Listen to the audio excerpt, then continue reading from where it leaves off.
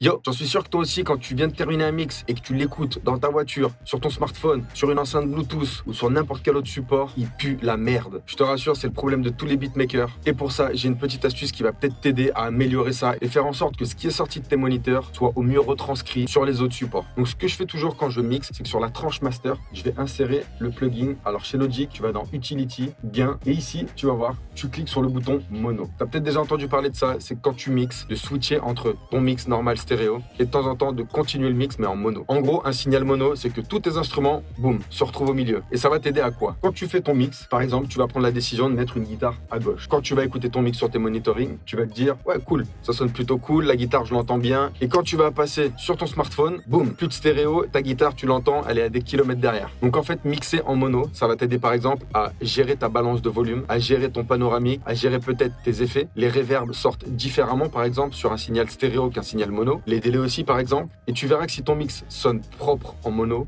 en stéréo, ça va être une dinguerie. Une fois que tu es à peu près à 75% de ton mix, tu switches en mono. Tu vas voir que des fois, c'est affolant. Tu vas te rendre compte de beaucoup de petites erreurs qui vont faire que tu vas pouvoir améliorer ça. Et ensuite, ton mix sera au mieux retranscrit sur tous les autres supports. J'espère que cette astuce va t'aider. Abonne-toi. Je te dis à la prochaine.